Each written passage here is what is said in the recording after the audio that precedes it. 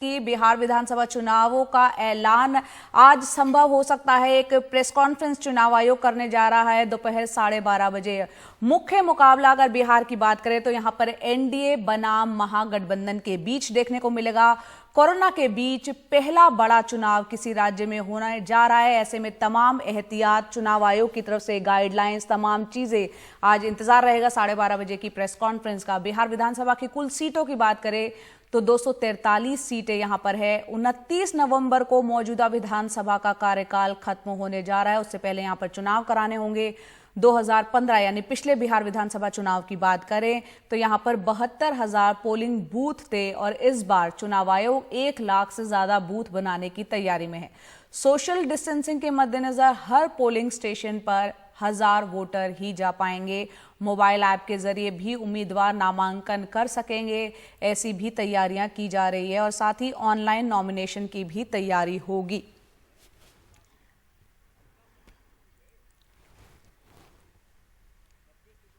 और इस वक्त हमारे सहयोगी मनीष कुमार पटना से हमारे साथ जुड़ गए हैं। सीधा उन्हीं का रुख करते हैं। मनीष, कोरोना काल में पहला है किसी राज्य का विधानसभा चुनाव होने जा रहा है। हम जानते हैं कि जब से इस तरह की बातें हो रही थी कि बिहार का विधानसभा चुनाव कोरोना काल में होने जा रहा है, तमाम वहां पे जो विपक्षी पार्टियां हैं उसको टालने की बात कर रही थी। अब माना जा रहा है कि शायद आज 12:30 बजे ऐलान हो जाएगा। किस तरह की तैयारियां तमाम राजनीतिक दलों ने अब यहां पर कर रखी है?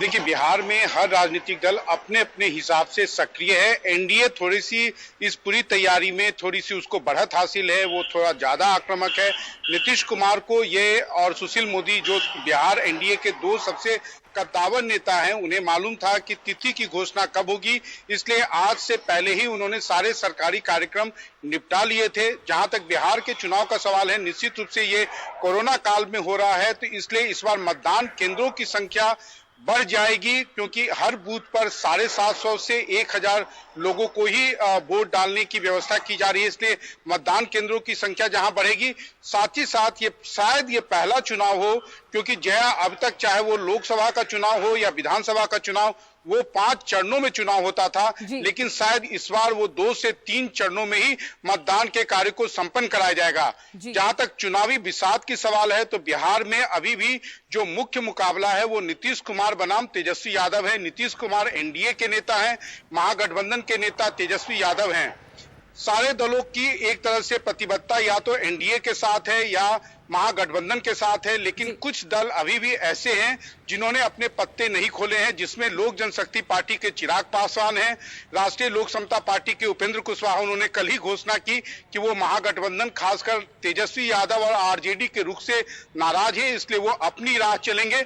लेकिन हाँ, बिहार में आप कह सकते हैं कि जो चुनाव होगा, जो मुख्य मुद्दा होगा कि किसके पास सामाजिक समीकरण में किस किस जातियों के वोट हैं, और जहां तक उसकी बात करें तो उस संदर्भ में एनडीए का पलड़ा निश्चित रूप से भारी इसलिए लग रहा है कि लोकसभा चुनाव के अगर आप रिजल्ट को देखें, जब 40 में से 39 सीटें एनडीए जीतने में कामयाब हुई थी, उसके आधार पर अगर आप माने तो बिहार में इस बार के चुनाव में कोई खासा भारी उलटफेर होने की संभावना अभी तो फिलहाल नहीं दिख रही है। जया जी, हालांकि आने वाला वक्त बताएगा, लेकिन मनीष आपसे ये भी समझना चाहेंगे कि कोरोना का वक्त चल रहा है। हम जानते हैं कि किस तरह से बहुत से प्रवासी मजदूर जो हैं कैसे तैसे अपने घर बिहार वापस लौटे थे और बिहार सरकार का क्या रवैया था वो जग जाहिर रहा है। इसके अलावा बाढ़ की स्थिति से निपटने को लेकर भी नीतीश सरकार पर सवाल उठते रहे हैं।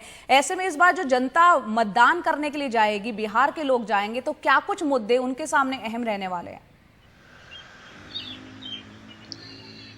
देखिए, अगर बात करने की हो, अगर आप कहें एयर टाइम खाने की बात हो, तो बहुत सारे मुद्दे होंगे, लेकिन मुद्दा एक ही होगा कि जनता, बिहार की जनता नीतीश कुमार को चाहती है या उन्हें हटाना चाहती है। अगर उन्हें हटाना चाहेगी तो निश्चित रूप से ताज जो है वो तेजस्वी यादव के सर पर होगा और यही एकमात्र मुख्य मुद्दा होगा। लेकिन उसके साथ आप कह सकते हैं कि बहुत सारे मुद्दे होंगे।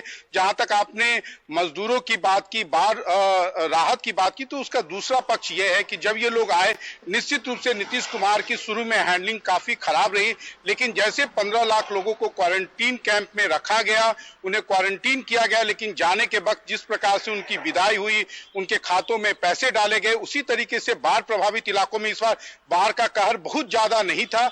लेकिन सबके खाते में, बाढ़ प्रभावित लोगों के खाते में 6-6 हजार रुपए डाले गए। और ये माना जा रहा है कि पिछले 6 महीनों के दौरान नीतीश कुमार ने हर एक मुद्दे पर जो है लोगों के खाते में पैसे डालने का काम किया है और करीब 12,000 करोड़ से अधिक बिहार सरकार के द्वारा पैसे डाले गए हैं, जो एक तरह से चुनाव में काफी प्रभावी काम करेंगे। लेकिन हाँ, इस बार के चुनाव को लेकर एक बात को लेकर संशय है, क्योंकि ये कोरोना काल में हो रहा है, तो वोटर्स टर्नआउट क्या होगा, खासकर महिलाओं का पार्टिसिपेशन क्या होगा, क्योंकि महिलाओं का अधिकांश वोट जो है वो नीतीश कुमार के पक्ष में जाता है। तो इसको लेकर आप अभी भी संशय बना हुआ है। लेकिन अन्य बातों को अगर आप देखें तो चुनाव बिहार में चूंकि सामाजिक समीकरण पर होते हैं, सामाजिक समीकरण जो है वो हर मुद्दे पर सबसे ज्यादा हावी होता है, प्रभावी होता है। इसलिए जीत हार जो है उसको लेकर बहुत ज्यादा कंफ्यूजन नहीं है। जया जी, बहुत बहुत शुक्रिया मनीष कुमार इस पूरी जानकारी के लिए। तो अब सब को इस बात का इंतजार है कि आज 12:30 जो चुनाव आयोग अपनी प्रेस कॉन्फ्रेंस करने जा रहा है उसमें बिहार में इस बार कितने चरणों में चुनाव होता है, क्योंकि पिछली बार 5 चरणों में चुनाव हुआ था। माना जा रहा है कोविड काल के चलते, जैसा कि मनीष हमारे सहयोगी बता रहे हैं, 2 से 3 चरणों में होने की संभावनाएं लग रही है।